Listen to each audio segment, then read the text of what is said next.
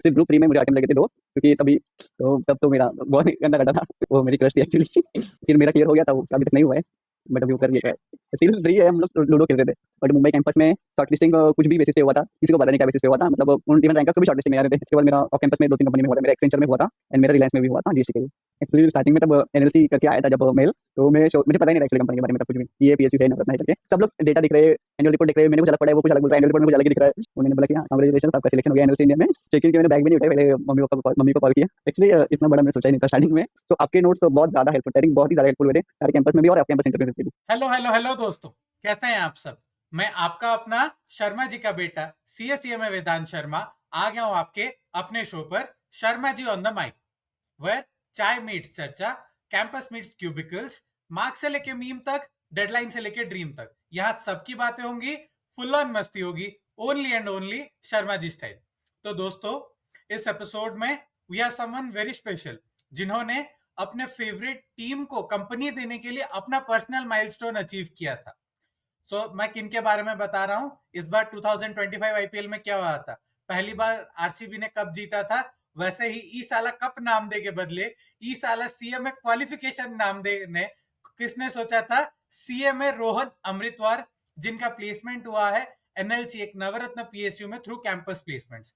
तो उनके बारे में और जानेंगे, उनकी स्टोरी के बारे में और जानेंगे, बहुत सारे मजे करने वाले, बहुत सारा मोटिवेशन लेने वाले हैं।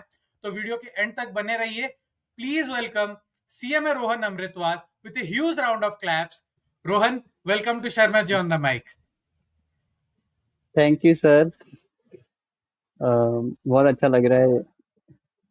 आप कहाँ से बिलोंग तो, करते हैं, कैसे आपका क्या है अभी। मेरा नाम रोहन अमृतौर है एंड मैं भिवंडी थाने से बिलोंग करता हूँ, महाराष्ट्र में। एंड मैंने मेरा स्कूलिंग भी वहीं किया है और 12th भी वहीं किया है एंड मेरा कॉलेज भी लोकल ही था। तो उसके फर्स्ट ईयर में मैंने स्टार्ट किया था, सीएमए जर्नी मेरा स्टार्ट किया था मैंने तभी।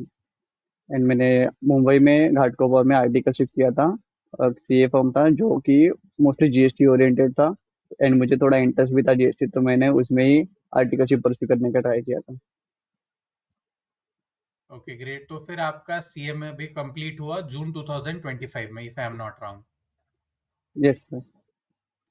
तो क्या आपने बोथ ग्रुप एक साथ में दिए थे या फिर ग्रुप वाइज करके अटेम्प्ट दिया था, कैसा आपका मतलब वे ऑफ अप्रोच कैसा था यहाँ पे।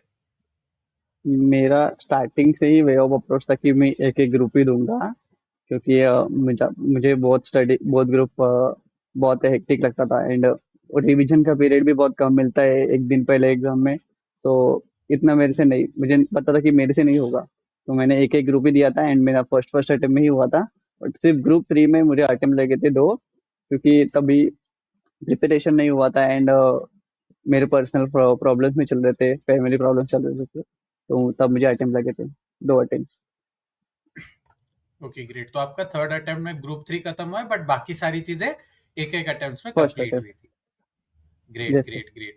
तो before we come to your campus placement journey and क्या, मैं जानना चाहूंगा कि आप सीएमए में कैसे आए, वाई सीएमए। तो बहुत ही इंटरेस्टिंग बात है एक्चुअली। मैंने कुछ डिसाइड नहीं किया था 12th में। मतलब मैंने 12th डिसाइड किया था कि मेरे 12th के एग्जाम ठीक ठाक गए थे, तो मैंने डिसाइड किया था कि मैं थाने का एक कॉलेज है, अच्छा कॉलेज है, तो मैं वहाँ पे जाऊंगा करके एडमिशन। एंड तो वो कॉलेज का कट ऑफ मतलब और कुछ डिसाइड नहीं था, सिर्फ बीकॉम डिसाइड हुआ था कि वहाँ से करूंगा करके। तो वो कॉलेज का कट ऑफ तभी आया था 87% था, और मेरे को आए थे 70.46%। तो तब तो मेरा बहुत ही गंदा कटा था, कह सकते हो। तो फिर उसके बाद 6 महीने मैंने कुछ नहीं किया था, मैंने बीकॉम की पढ़ाई की थी, बट लॉकडाउन चल रहा था, कुछ नहीं कोई कर रहा था। बट मैंने सोच मतलब मेरे 2-3 दोस्त थे, उन लोगों को मिल गया था कॉलेज एंड मेरे को नहीं मिला था, तो वो रिग्रेट था मेरे को कि बहुत टाइम पास किया था मैंने 12th में। तो मैंने बोला बीकॉम में तो पढ़ना है, पता नहीं क्या बीकॉम का रिजल्ट क्या है, पर मैंने स्टार्ट कर दिया था। फिर मेरी एक फ्रेंड थी, उसने मेरे को बताया था सीएमए के बारे में। तो फर्स्ट टाइम उसने बताया था, तब मैंने कुछ इंटरेस्ट नहीं दिखाया था। फिर आई थिंक 1 और 2 मंथ बाद इसने वापस बताया था, तो मैंने जस्ट ट्राई किया, थोड़ा यूट्यूब पे देखा था, थोड़ा सर्च किया था। एंड फिर एक्चुअली वो फोमो में मैंने स्टार्ट किया था, क्योंकि उसके साथ भी बहुत सारे मेरे क्लासेस वाले फ्रेंड्स थे, वो भी कर रहे थे। तो मुझे लगा कि कॉलेज में तो पीछे छूट ही गया हूँ, यहाँ पे भी पीछे छूट जाऊंगा, तो एक बार ट्राई करके देखते हैं करके, तो मैंने वहां से फाउंडेशन दिया था। मेरा फाउंडेशन तभी जून 21 में होना था, बट तभी लॉकडाउन के कारण डिले हुआ था, तब सितंबर में हुआ था एग्जाम। उसके बाद फिर रोहन, हमारी मैंने जो रिसर्च टीम है, जो कि हाँ बहुत बड़ी एक बंदे की टीम है, वहां से हमें हाँ, एक गुप्त सूत्रों से पता चला है कि वो सिर्फ फ्रेंड नहीं थे, कुछ और भी कहानी था उसके बारे में। तो अगर आप थोड़ा सा लाइट देना चाहेंगे उस बारे में, तो हमारे दर्शकों को भी अच्छा लगेगा। ये वो मेरी क्रश थी एक्चुअली। तो सुन मतलब रहे हैं दोस्तों? हम लोग सबने, हाँ बताओ बताओ। सॉरी सर, मतलब वो मेरी क्रश थी। हम लोग सब 6-7 दोस्तों ने साथ में ही साथ किया था सीए में। एंड फिर मेरा क्लियर हो गया था, वो उसका अभी तक नहीं हुआ है, बट अभी वो कर रही है ओके, ट्राई। Nice nice. दोस्तों देख रहे हैं, क्रश किसी ऐसे इंसान को बनाओ जिससे आपके लाइफ में भी अच्छे चेंजेस आए। ठीक है ना? तो यस। सी, क्रश की वजह से लाइफ बदल सकती है। और अगेन, क्या बोलूं मैं अब, क्रश क्रश रह गई, रोहन बाबू सीएमए बन गए। ग्रेट रोहन।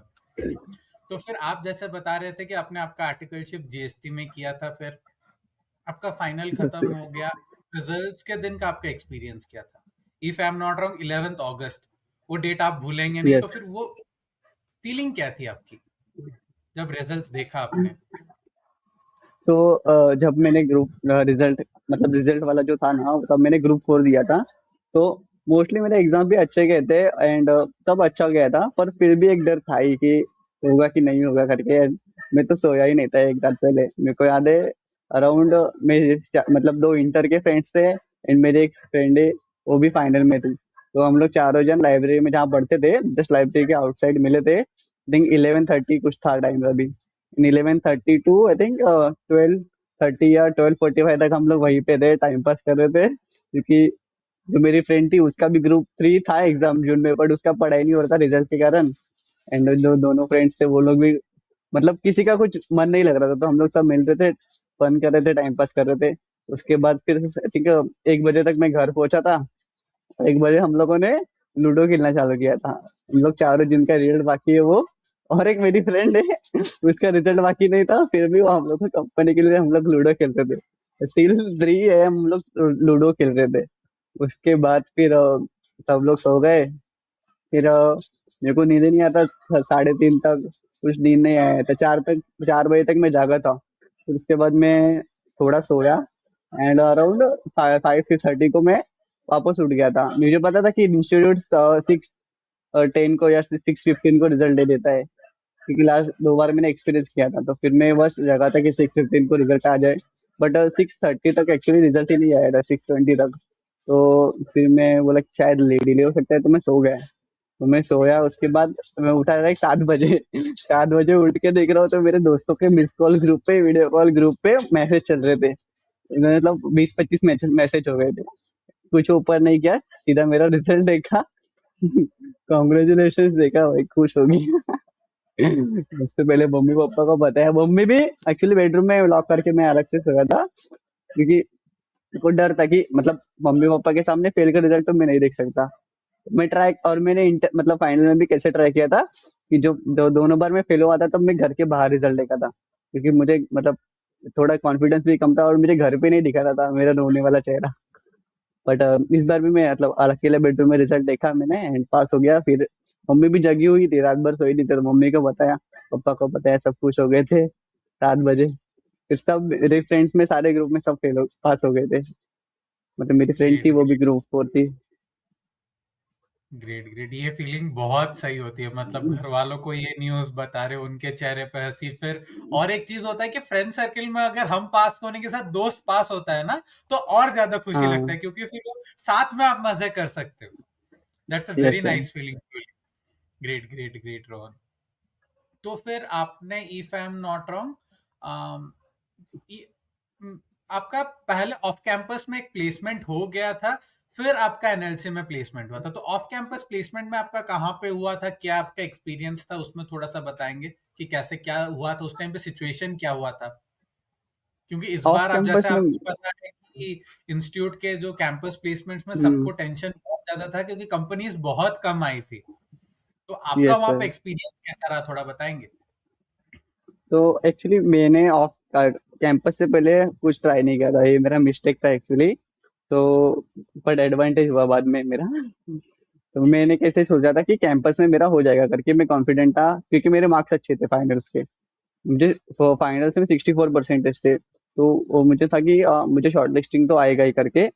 एंड मैंने मुंबई कैंपस चूज किया था। बट मुंबई कैंपस में शॉर्ट लिस्टिंग कुछ भी बेसिस पे हुआ था। किसी को पता नहीं क्या बेसिस पे हुआ था, मतलब उन इवन रैंकर्स को भी शॉर्ट लिस्टिंग नहीं आ रहे थे। तो मैंने तो फिर उसके बाद फिर भी मुझे 3 शॉर्ट लिस्टिंग आई थी, सारस्वत बैंक में, आरएसएम में, एंड एक एफकॉन था। एफकॉन तो मैंने इंटरव्यू ही नहीं दिया क्योंकि मुझे तभी नहीं जाना था मुंबई छोड़ के बाहर। एंड सारस्वत में एंड आरएसएम में मैंने दिया था। एंड उन्होंने भी बहुत कम कैंडिडेट लिए थे शायद। तो फिर उसमें मेरा नहीं हुआ था। उसके बाद फिर मैंने ऑफ कैंपस ढूंढना चालू किया। उसके बाद मेरा ऑफ कैंपस में 2-3 कंपनी में हुआ था, मेरा एक्सेंचर में हुआ था। एंड मेरा हुआ था एक सीएफओ में भी हुआ था, जो कि अंधेरी में बेस्ड था। एंड मेरा रिलायंस में भी हुआ था जीएसटी के लिए। ग्रेट, ये 3 ग्रेट, जगह हुआ ग्रेट। था। Even like as I know कि आपने पुणे का वो कैंपस भी मिस कर दिया था जिसमें कॉस्मोस बैंक ने ऑलमोस्ट सबको उस दिन प्लेस ऑफर लेटर देके गई थी, तो वहां पे फिर आपको ये कैसा में क्या चल रहा था उस टाइम पे? उस टाइम पे एक्चुअली था पुणे एक्चुअली नियर बाय है मेरे से, मतलब मैं भिवंडी से आई थिंक 3 to 3.5 आवर में पुणे जा सकता हूँ। तो मैंने डिसाइड किया था, मैंने मेरे फ्रेंड्स को कन्विंस किया था, तू पुणे आओ, अपन जाएंगे पुणे में, अच्छा कैंपस हो सकता है क्योंकि मुंबई में पूरे एंटायर इंडिया से आते हैं ना लोग, तो कंपटीशन बढ़ जाता है। तो मैंने बोला कि पुणे में कम चांसेस है, तो मैं जाने वाला था पुणे। एंड मेरे सारे फ्रेंड्स भी गए थे। जस्ट मॉर्निंग में मैं मतलब निकलने वाला था, एक दिन पहले मैं खेल रहा था, क्रिकेट खेल रहा था, एंड मेरा बैक पेन, मतलब कुछ तो नीचे हो गया, बैक में प्रॉब्लम आया तो बहुत गंदा पेन हो रहा था। मतलब मुझे सोने भी नहीं जम रहा था।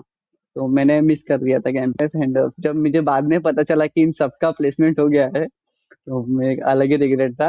फिर उस दिन मैंने कुछ तो कुछ करके बैक सही किया, स्प्रे भी लगाया, बहुत सारा और ट्राई किया, एंड मेरा थोड़ा बैक कम हुआ। तो नेक्स्ट डे एक और जब वो पुणे का प्लेसमेंट था, तब मैं वहां पे भी गया था। वो भी अच्छा कंपनी था, बट अनफॉर्चुनेटली तब मेरा नहीं हुआ था क्योंकि तब एक ही वैकेंसी था, एंड कैंडिडेट भी अच्छे खासे आए थे तभी।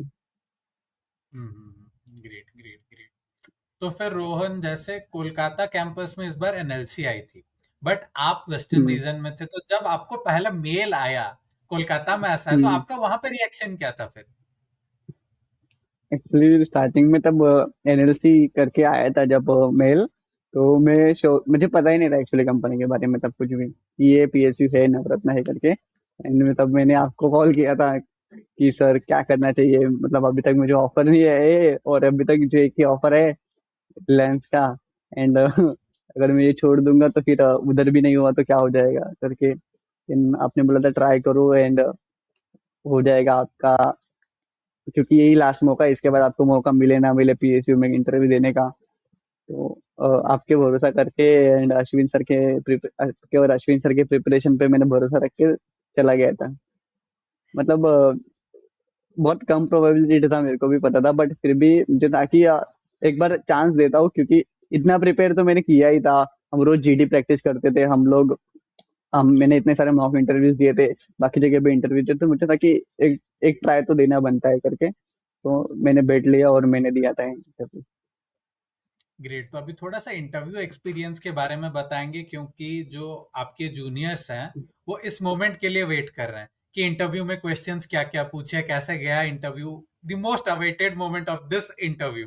थोड़ा सा बताएंगे आपका इंटरव्यू एक्सपीरियंस कैसा रहा? तो उन्होंने सबसे पहले जीडी लिया था। तो उन्होंने जीडी का टाइम एक्चुअली बहुत ज्यादा दिया था। नॉर्मली जीडी में 7 मिनट्स या फिर 10 मिनट्स देते हैं, बट उन्होंने आधे घंटे का जीडी लिया था। एंड उसमें 13 हम लोग 13 लोग थे। एंड सबको बोलने का मौका मिला था। एंड जैसे कि आपने और अश्विन सर ने सिखाया था कि जो फर्स्ट बोलता है उसको एडवांटेज मिलता है, एंड जो कंक्लूड करता है। तो फर्स्ट बोलने वाला जो था वो जगन्नाथ चैटर्जी था। तो उसने स्टार्ट कर दिया था, एंड उसने बहुत अच्छा स्टार्ट किया था। तो अभी और स्टार्टिंग के 10 मिनट में कुछ नहीं बोला था क्योंकि टॉपिक ऐसा दिया था ना कि सब बोल रहे थे एंड मैं ऐसे किसी को टोक के बोल नहीं पाता था क्योंकि मेरा इतना अच्छा नहीं था तभी। बट मैंने जब भी मुझे 2 सेकंड का गैप मिल जाता था तो मैं घुस जाता था। तो मैंने 4 बार बोला था आधे घंटे के इसमें एंड लास्ट बार में कंक्लूड भी मैंने ही कर दिया था क्योंकि मुझे पता था कि मुझे अगर थोड़ा एज चाहिए तो कंक्लूड तो करना ही पड़ेगा। तो मैंने कंक्लूड किया था एंड अच्छे से कंक्लूड किया था मेरे को याद है। उसके बाद ग्रेट फिर ग्रेट। इंटरव्यू लिया था उन्होंने सबका एंड उन्होंने मोस्टली सब इंटरव्यूअर को वो लोग एक्चुअली सीवी में से कुछ नहीं पूछ रहे थे। अब जैसे कि ऑफ कैंपस इंटरव्यू में वो लोग सीवी में से ही पूछ ले मोस्टली। यहाँ पे उन्होंने सीवी में से हार्डली एक या दो क्वेश्चन पूछे रहेंगे एंड सबको कंपनी के बारे में पूछ रहे थे कि आप बताओ आपको अगर हमारी कंपनी में आना है तो आपको कंपनी के बारे में क्या क्या पता है। तो वो सबसे पहले तो ये भी क्वेश्चन पूछ रहे थे कि आपको क्या एनएलसी के बारे में पता है बताओ। उसके बाद फिर वो उस पर डीप में क्वेश्चन पूछ रहे थे बाकी लोगों को। एंड उसमें मैंने एक्चुअली थोड़ा पढ़ा था एंड एनएलसी के बारे में क्योंकि अश्विन सर ने और आपने मुझे बताया था कि प्रिपरेशन के दौरान कि आपको इतनी सारी चीजें पढ़नी है करके। तो वो भी मैंने ध्यान रखा था एंड टेक्निकल भी मैंने ध्यान रखा था। बट मैं इंटरव्यू के एक दिन पहले इतना नर्वस हो गया था मैं ठीक से सोया नहीं था। वो इंटरव्यू के दिन मुझे याद ही नहीं आ रहा था मैं सब नंबर्स क्योंकि सब लोग डेटा देख रहे हैं एनुअल रिपोर्ट देख रहे हैं मैंने कुछ अलग पढ़ा है वो कुछ अलग बोल रहा है एनुअल रिपोर्ट में कुछ अलग ही दिख रहा है। तो मैं बहुत कंफ्यूज हो गया था। तो मैंने बोला कि छोड़ो जितना याद है उतना बोलूंगा इतना मेरे को श्योर पता है कंपनी के बारे में। एंड तब क्या होता था कि इंटरव्यू में ना कोई किसी मतलब इंटरव्यूअर का 8 लोग का पैनल था एंड कोई भी सीवी नहीं ले रहा था क्योंकि उनको सीवी में से पूछना ही नहीं था। एंड मुझे पता था मेरा स्ट्रेंथ सीबी है जीएसटी है और उसके अलावा कंपनी का थोड़ा ही पढ़ा है मैंने कि मेरा इंटरव्यू ज्यादा चल नहीं पाएगा। तो फिर भी कोई यहाँ कोई लेके नहीं गया था सीवी। मैं 10th नंबर पे था बट मैं सीवी का 10 पेजेस लेके गया था और मैं सबको दे रहा था सीवी स्टार्टिंग में। तो जब मैंने दो स्टार्टिंग में 2 जन को दिया तब उन्होंने मना कर दिया कि जरूरत नहीं है करके। बट फिर भी जब मैं रखने जा रहा था तब और 2 इंटरव्यूअर ने मुझे सीवी मांगा तो मैंने दे दिया। तो मुझे था कि जिन लोगों ने सीवी लिया है वो लोग एटलीस्ट सीवी में से पूछेंगे। एंड सब फर्स्ट सब क्वेश्चन तो पूछते ही वो लोग tell me about yourself. तो मैंने मेरे स्ट्रेंथ पे खेला था जीएसटी पे तो मैंने बोला था कि मुझे जीएसटी का डीप नॉलेज है करके एंड इनकम टैक्स का डीप नॉलेज है। अकाउंट्स ऑडिट में इतना मैंने काम नहीं किया बट इसमें मैंने बहुत अच्छे से काम किया है ऐसे करके बोला था। तो वो शायद उनको मेरा ओवर कॉन्फिडेंस लगा वो। तो वो मुझे जीएसटी पे से ही पूछ रहे थे क्वेश्चन एंड मुझे जितना पता था मैंने वो उतना आंसर दे रहा था। एक क्वेश्चन का आंसर मैंने रॉन्ग भी दिया था उसमें बट फिर भी जीएसटी मतलब वो लोग मुझे काउंटर क्वेश्चन कर रहे थे कि तू रॉन्ग करके। बट मैं उन्होंने मुझे केस स्टडी भी दिया था एंड मैं श्योर था कि मेरा आंसर राइट है करके। तब मैं उनको बोला था कि नहीं नहीं मैं राइट हूँ करके ऐसे ही है मैंने जितना पढ़ा है अभी तक। एंड उन्होंने जीएसटी 2.0 के बारे में बोला था जब आप अब हमारा फर्स्ट इंटरव्यू था तब आपने बोला था मुझे कि मॉक इंटरव्यू में कि जीएसटी 2.0 करके जब आप जीएसटी का अपना स्ट्रेंथ है बता रहे हो पर आपको 2.0 पता नहीं है तो अब तो उधर ही बाहर हो जाओगे। तो मैंने वो भी अच्छे से पढ़ा था। उन्होंने उस पर भी बहुत क्वेश्चन पूछे थे and उस पर मैंने आंसर दिया था। ये तो थोड़े बहुत तो क्वेश्चंस आप शेयर कर सकते हैं जो आपको लगा कि हाँ ये थोड़ा सा ट्रिकी था या फिर ये थोड़ा सा ऐसा था कि अगर मैं प्रिपेयर्ड नहीं होता तो थोड़ा सा बाउंसर जाता मेरे लिए, वैसा कुछ? हाँ उन्होंने मुझे मतलब प्लेस ऑफ सप्लाई के रिलेटेड एक क्वेश्चन पूछा था। नॉर्मली इजी क्वेश्चन है वो बट वो लोग बोलते ही कि आप गलत बोल रहे हो करके या फिर यही श्योर हो क्या आप दूसरा भी हो सकता है। तो उसमें आप कंफ्यूज होते हैं। उन्होंने मुझे पूछा था कि दिल्ली का कंपनी रजिस्टर्ड था एंड उसका मैन्युफैक्चरिंग यूनिट राजस्थान में है एंड उन्होंने सेल किया है महाराष्ट्र की पार्टी को। तो प्लेस ऑफ सप्लाई क्या होगा जो जीएसटी पेड होगा वो कौन से स्टेट को मिलेगा। तो उन्होंने ऐसा क्वेश्चन पूछा था। Okay great. तो मैंने अदर देन जीएसटी हाँ पूछा था आपको? हाँ मेरे को उन्होंने इनकम टैक्स के बारे में भी पूछा था कि जैसे कि तभी मैंने इनकम टैक्स के बारे में पढ़ा नहीं था एक्चुअली थोड़ा बहुत ही पढ़ा था। बट आपके जो नोट्स थे वो मैंने पढ़े थे अच्छे से। तो मैंने सिर्फ उसके भरोसा टेक्निकल के लिए मैंने सिर्फ आपके नोट्स रेफर किए थे क्योंकि इतना सारा रिटेन करना भी बहुत मुश्किल था। तो आपके नोट्स जीएसटी इनकम टैक्स के लिए मैंने रेफर किया था। उन्होंने मुझे पूछा था कि जो एक रेंट वाला टीडीएस वाला पूछा था उन्होंने मेरे को एंड एक वो था टेक्निकल सर्विसेज वाला टीडीएस था वो पूछा था। Okay great. तो फिर जब तक इंटरव्यू आपका एंड हुआ फिर आपको एंड में कुछ हम्म। हिंट दिया गया कि लाइक हम आपको सिलेक्ट करने वाले हैं, या फिर ऐसा कुछ हिंट दिया था कि डायरेक्ट सरप्राइज आया फिर? नहीं, एक्चुअली इंटरव्यू अच्छा गया था, बट सबका ही इंटरव्यू अच्छा गया था, सब ऐसे बोल रहे थे। तो मैं इतना कॉन्फिडेंट नहीं था, एंड मैंने क्वेश्चन रॉन्ग भी दिया था आंसर, मेरे को बाहर आने के बाद पता चल गया था। बाहर आने के बाद तुरंत मुझे क्लियर हो गया कि नहीं यार, ये मैंने थोड़ा सा रॉन्ग बोल दिया है करके। एंड उन्होंने पूछा था इंटरव्यू में कि आप लोकेशन, उन्होंने पूछा था कि तमिलनाडु, तो मैंने बोला हाँ सर, प्रेफरेबल फॉर मी। उन्होंने उड़ीसा बोला था, तो मैंने बोला हाँ प्रेफरेबल है करके उन्होंने बोला। फिर तो बोले एनीवेयर इन इंडिया। तो मैंने बोला sir anywhere in India preferable है, बट मुझे एक पता था कि उनके न्यू प्रोजेक्ट्स राजस्थान में और गुजरात में चालू हो रहे, तो मैंने ये भी बोल दिया sir Rajasthan and Gujarat also okay for me, location is no issue for me, I will contribute myself, ऐसे बोला था। तो मैंने फिर उसने बता दिया था। फिर लास्ट में जब इंटरव्यू हुआ था, बाहर आया था, तो सब अच्छा ही बोल रहे थे, एंड सब रुके थे एक्चुअली रिजल्ट के लिए। मैं भी 6 बजे तक रुका था। मेरा तो मतलब दूसरे लोग बहुत बता रहे थे कि उनका इंटरव्यू अच्छा गया, ऐसा गया करके।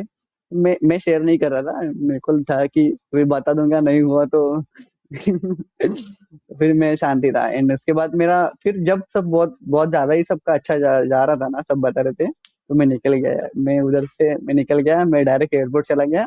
बोला छोड़, अभी तो होने नहीं वाला है, एयरपोर्ट जाके बैठूं, फ्लाइट पकड़ के घर पे जाना है। तो जैसे ही मैं एयरपोर्ट पहुंचा, मैं जस्ट एयरपोर्ट चेक इन कर रहा था, तो जैसे ही मैंने चेक इन में फोन डाला, मतलब फोन भी डाल दिया था, तब मिस कॉल दिखा था एक अननोन नंबर से। तो मैंने कॉल बैक किया, तो उन्होंने बोला कि हाँ कांग्रेचुलेशन, आपका सिलेक्शन हो गया एनएलसी इंडिया में, आपको मेल आया है। तो मैं खुश हो गया था फटाक से। चेक इन के मैंने बैग भी नहीं उठाई, पहले मम्मी को कॉल किया, एंड फिर पापा को कॉल किया, एंड फिर खुश हो गया था बहुत। फिर उसके बाद थर्ड ग्रेट, आपको ही कॉल किया था, ग्रेट, आपको ग्रेट, इन ग्रेट, अश्विन सर को। Great, great, great. तो दोस्तों देखा, लाइक यहाँ पे रोहन के इंटरव्यू एक्सपीरियंस से मैं 2-3 लर्निंग्स आप सबके साथ शेयर करना चाहता हूँ। पहले, सीवी वाला। दो वो सीवी ले नहीं रहे थे, फिर भी रोहन ने, क्योंकि उन्हें पता है उनका स्ट्रॉन्ग परस्यूट क्या है, उन्होंने अपना सीवी हर जगह दिया। Even though they said no, फिर भी उन्होंने दिया। He took his hmm. Chance. Second thing, he was confident about his approach. And thirdly, जब उसको लोकेशन का चल रहा था, तब उसने स्पेसिफिकली राजस्थान और गुजरात मेंशन किया। दिस स्टेट्स दैट कि उसको कंपनी के फ्यूचर के बारे में पता है, कंपनी क्या कर रही है। तो इससे सामने वाले को क्या होता है ना, कि लगता है नहीं, हाँ ये बंदे को पता है, this is a good guy, this is a good candidate for my company. Okay Rohan, तो फिर जब हो गया सब कुछ and now you are at NLC, hmm. क्या आपको लगता है कि life has become a complete circle? जो आपने चाहा था, ड्रीम किया था, एक कंप्लीट हुआ एक ड्रीम ऐसा? What is your feeling now? Actually इतना बड़ा मैंने सोचा ही नहीं था स्टार्टिंग में। मुझे था कि सब, एक्चुअली सीएमए का जर्नी टफ था बहुत मेरे लिए, क्योंकि 2 अटेम्प्ट जब मेरे लग गए थे ना, तब मैं बहुत अनश्योर था कि मेरा सीएमए भी एटलीस्ट होगा कि नहीं। तो मैंने ट्राई किया था बहुत पढ़ने का, एंड एक बार जब सीएमए हो गया था, तो मुझे था कि बस डिसेंट सी मुंबई में जॉब लग जाए मेरे, तो मेरा बस ऐसे ही था करके। एंड एक्चुअली तभी मैंने टैक्सेशन में काम किया था, तो टैक्सेशन में was good, but due date and hectic के कारण मैंने सोचा था कि मुझे दूसरे डोमेन में अभी एक्सप्लोर करना था, एंड मुझे एक्सपोजर चाहिए था फाइनेंस के रिलेटेड। तो मैं उसके रिलेटेड ही जॉब ढूंढ रहा था। एक और मिस्टेक मैंने की थी एक्चुअली, मैंने स्टार्टिंग में इंटरव्यूज नहीं दिए थे। जैसे कि मुझे स्टार्टिंग में जब कॉल आते थे ना जीएसटी के लिए या फिर ऑडिट प्रोफाइल के लिए, तो मैं इंटरव्यू में ही, मतलब कॉल पे ही मना कर देता था, इंटरव्यू भी नहीं देता था। इवन एक्चुअली मेरा ड्रीम था बिग फोर ज्वाइन करने का, आपको पता है मैंने तैयारी के टाइम पे आपको पूछा था बिग फोर आता है या नहीं, क्योंकि डिलॉइट मेरा एक्चुअली ड्रीम कंपनी था, मतलब मेरा वॉलपेपर में भी फोन पे डिलॉइट था। एंड तो फिर एक्चुअली मैंने ट्राई बहुत किया था डिलॉइट, मतलब बिग फोर में। एंड मुझे कॉल तीन केपीएमजी से कॉल नहीं आया था, बाकी 3 कंपनी से कॉल आए थे, एंड इंटरव्यू डिलॉइट में मेरा हुआ भी था। एंड जब एनएलसी हो गया था, उसके बाद डिलॉइट में हुआ था। तो उसके बाद फिर मैंने मना कर दिया था डिलाइट में। Okay, great, great, great. So Rohan, like थोड़ा सा अभी मैं हमारे ऊपर आ रहा हूँ। लाइक हाँ सर। आपने प्लेसमेंट मंत्रा थोड़ा सा लेट में ज्वाइन किया था as compare to your other friends, but I want to know about your placement mantra experience, की एक्सपीरियंस कैसा रहा? अब उसके बारे में थोड़ा सा अगर कुछ बता पाए तो।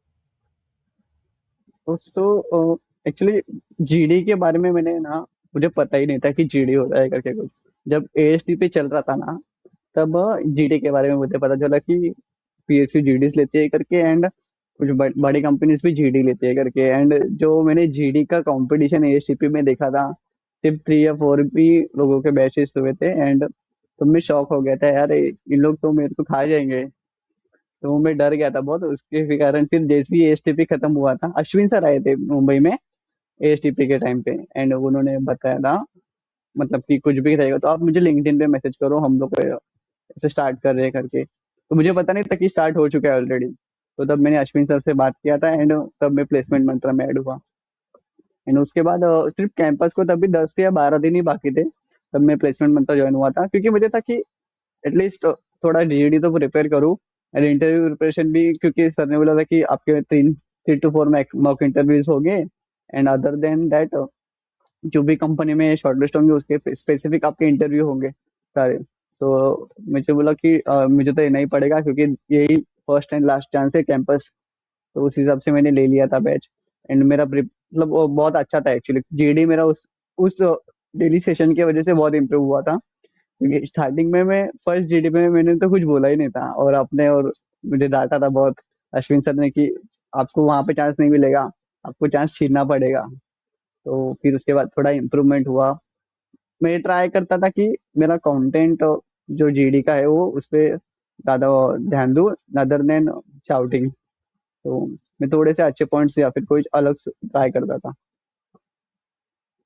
कि आपके क्या फीडबैक या फिर व्यूज है ऑन द नोट्स हमने जो प्रोवाइड किया था, या फिर जो टेक्निकल सेशंस जैसे हम करते थे, चाहे एसएपी पे हो, एक्सेल पे हो, या फिर दूसरे चीजों पे हो, उन सब के related how what do you think? The technical session was very good for me because actually after finals ना, हम लोग जो गैप गिर जाता है ना, तो हमें पता ही नहीं है कि क्या पढ़ना है फॉर इंटरव्यू और प्रीव्यू। अभी जीएसटी का आप देखोगे, इतना मोटा मॉड्यूल है, डीटी में इतना सारे कंसेप्ट है, तो हम कंफ्यूज रहते हैं कि क्या पढ़ना चाहिए। तो आपके नोट्स तो बहुत ज्यादा हेल्पफुल, आई थिंक बहुत ही ज्यादा हेल्पफुल हुए थे सारे कैंपस में भी और ऑफ कैंपस इंटरव्यू में भी, क्योंकि ऑफ कैंपस में भी मैंने जितने भी इंटरव्यू दिए थे, most I think 80 to 90% question आपके इसमें से ही आए थे। एंड 10 to 20% वो लोग कुछ प्रैक्टिकल पूछते थे, बट थियोरेटिकल वो लोग जितना भी था वो आपके इसमें से कवर हो गया था मेरा। Great great great Rohan, thank you so much. अब मैं, do you have any message for your juniors who is watching this video, and क्या आप क्या शेयर करना चाहेंगे यहाँ पे? आई थिंक सबसे इम्पोर्टेंट मैं शेयर करना चाहूंगा कि आपका एग्जाम जब हो गया है, तो आप गैप ले लो 1-2 वीक का, बट तुरंत प्रिपरेशन करना चालू कर दो प्लेसमेंट मंत्र के थ्रू। एंड ट्राई करो अपने स्किल्स को इम्प्रूव करने की। आई थिंक एक्सेल, एक्चुअली बहुत सारे लोगों को एक्सेल भी ढंग से नहीं आता है। और मैंने जब जीएसटी में काम किया था, मैंने जब एक्सेल अच्छे से सीखा था, तो मेरा वो थोड़ा स्ट्रेंथ था करके। बट अगर आप बाकी इंटरव्यू में देखोगे ना, तो कुछ लोगों को पाइवट भी आंसर नहीं करने आ रहा था आई थिंक। तो वहां पे आई थिंक मैं बोलूंगा कि एक्सेल स्किल्स पे अपने ध्यान दो, मेन कम्युनिकेशन स्किल पे ध्यान दो। And communication skill I think खुद से करने जाओगे तो इतना नहीं होता है, आपको कुछ बैच ही ज्वाइन करना पड़ेगा। प्लेसमेंट मंत्रा की वजह से आई थिंक मेरा कम्युनिकेशन स्किल बहुत ही ज्यादा बढ़ा था, अच्छा हुआ था। उसके पहले मैं बोल ही नहीं पाता था एक्चुअली, मैं बहुत ही शाय था। मैं ऐसे जूम मीटिंग में कैमरा बंद करके रहता था उसके लिए भी मुझे बहुत डांट पड़ी थी कि कैमरा मत बंद करो, ये सामने वाले को डिसरिस्पेक्ट फील कराता है। तो मैंने एक्चुअली कम्युनिकेशन स्किल के लिए 10 on 10 था placement mantra. And content of that for reading material is 10 on 10 sir. तो ये बहुत ही अच्छा था, मुझे पता था। एंड कभी भी मैं अटकता था, कल मेरा इंटरव्यू था, तो मैं कॉल करता था आपको और अश्विन सर को, सर क्या करूँ, कैसे चल रहा है ये इंटरव्यू, ये है तो मैं क्या पढ़ के जाऊँ। बस यही था, एंड आप सपोर्ट करते रहे, बहुत अच्छा था। Great great, thank you friends. यहाँ पे मैं थोड़ा सा बता देना चाहता हूँ, अश्विन सर जो मेरे को मेंटर हैं, उन्होंने एक इंटरव्यू के 1-2 दिन पहले रोहन के साथ बैठ के आई थिंक एनएलसी के किसी सीनियर से आपकी बात भी कराई थी, और बहुत यस सारे यस। ऐसी चीजों के बारे में बताया था जो कि दैट द एक्स्ट्रा क्रीम जो किसी नॉर्मल आउटसाइडर को पता नहीं होती, वो थोड़े एक्स्ट्रा इन्फॉर्मेशन भी रोहन को क्या बोलते एकदम प्रॉपर गाइड हुआ था। एंड रोहन ने उस चीज को एकदम अच्छे से अब्सॉर्व किया था. दैट इज वाई कि he is here today. And yes sir. Rohan के सामने आज मैं कुछ लर्निंग्स बताना चाहूंगा जो आप सबको लेनी चाहिए. पहले है कि सेल्फ अवेयरनेस. उसको पता था कि उसका स्ट्रॉन्ग परसूट बोथ ग्रुप्स नहीं है, उसको अपने कैपेसिटी का नॉलेज था. तो उसने उस हिसाब से अपना फाइनल का प्रिपरेशंस किया, इंटर का प्रिपरेशंस किया, सिंगल सिंगल ग्रुप करके. सेकंड, अगर आप सिंगल ग्रुप दे रहे हो तो please focus on getting more marks. क्योंकि बहुत सारी जगह पे ऐसा होता है कि अगर आपके मार्क्स ज्यादा हैं तो आपको प्रेफरेंस मिल जाता है इवन इफ आपके अटेम्प्ट्स लगे हैं या फिर आप अलग अलग ग्रुप दे रहे हैं. ये हमने आज से पहले बहुत सारी स्टोरीज में ये चीज सुन चुके हैं. नेक्स्ट, उनको थोड़ा सा रिग्रेट रह गया था अपने बीकॉम का. क्यों? क्योंकि उन्होंने ट्वेल्थ में कुछ ज्यादा मस्ती कर ली थी. तो वो चीज को आपको क्या करना है कि ये चीज हमारे साथ इंटर में भी हो सकती है और फाइनल में भी हो सकती है. तो वो एक चीज आपको ध्यान रखना है. और थोड़ा सा आप नर्वस होंगे इंटरव्यू के पहले, और अगर वो हो रहे हैं तो play on your strong front. वो थोड़ा सा नर्वस थे अबाउट द कंपनी डिटेल्स, तो उन्होंने रिज्यूमे पे खेला. आपको भी वही चीज करनी है. बाकी जैसे रोहन ने अपने इंटरव्यू में बताया था कि प्लेसमेंट मंत्रा ज्वाइन करेंगे तो आपको हेल्पफुल होगा. और मैंने रोहन को एक पैसा नहीं दिया, उल्टा उनसे हमने 1,000 रुपए लिए भी हैं, लेकिन उनको एक पैसा नहीं दिया ये प्रमोशन के लिए. This is what he felt. Thank you so much Rohan. अगर आप कुछ और बताना चाहेंगे, otherwise we can conclude. Sir मैं एक चीज बताना चाहूंगा कि I think not placement oriented, but जब मेरा सीएमए का ड्यूरेशन था तो मेरे को 2 अटेम्प्ट लगे थे मुझे. बट मैं सोशल मीडिया से पूरा डिस्ट्रैक्ट था तब. एक्चुअली तब मैं छोटा फोन यूज करता था एंड मैंने इंस्टाग्राम पे डिलीट कर दिया था. मतलब मेरा अकाउंट ही डिलीट कर दिया था मैंने. एंड मैं वो डब्बा फोन यूज करता था तभी. और मैं क्या करता था, एक्चुअली मुझे बहुत ज्यादा एडिक्शन था. मतलब यूट्यूब का, इंस्टाग्राम का स्टार्टिंग में से ही बहुत एडिक्शन था. तो मैं वो छोटे फोन पे शिफ्ट हो गया था. एंड फॉर रिवीजन वीडियोस मैंने लैपटॉप के पे डाउनलोड कर दिए थे सारे वीडियोस रिवीजन के. तो मैं, मतलब इंटरनेट से मेरा कनेक्शन ही नहीं था. फिर मैं कॉल पे बात करता था दोस्तों से. दो मेरे फ्रेंड्स से, उन्होंने मेरे को बहुत हेल्प किया था. एक ऋतिक परमार करके था, उसने मेरे बहुत हेल्प किया था. एंड केविन करके था, उसने मेरे बहुत हेल्प किया था. Great great great. Thank you so much Rohan. Thank you so much Rohan के दोस्तों को. And thank you everyone for being an amazing audience. So दोस्तों, ये थे CMA Rohan Amritwar, currently placed in NLC India limited and Navratna PSU through campus placements. बहुत सारे बातें हमें जानने को मिली. बहुत अच्छा लगा उनसे बातें करके. अगर आपको भी प्लेसमेंट के लिए ऐसे सपोर्ट की जरूरत है तो one stop solution is the placement Mantra. 7007477385 या फिर लिंक्डइन या फिर इंस्टाग्राम पे हमारे हैंडल है दी प्लेसमेंट मंत्रा. आप हमें मैसेज कर सकते हैं, कॉल कर सकते हैं. For your CMA placement related journey will be very happy to help you. Only 999 में हम आपको टेक्निकल सेशंस कवर कराते हैं, आपका एसएपी, एक्सेल और दूसरी चीजों के बारे में कवर कराते हैं, प्रैक्टिकल फाइलिंग एक्सपीरियंस कवर कराते हैं. उसके साथ ही साथ ग्रुप टास्क भी कंडक्ट किया जाता है, ग्रुप डिस्कशंस भी कंडक्ट होते हैं, mock interviews and some extra insights about your company interviews. So this is about placement mantra. And जैसे कि आप जानते हैं, मैं आपका अपना शर्मा जी का बेटा सीएससीए में Vedant Sharma, signing off from Sharma ji on the mic. मिलते हैं अगले वीडियो में. तब तक के लिए ऑल द वेरी बेस्ट. पढ़ते रहिए, मुस्कुराते रहिए. Thank you. जय हिंद.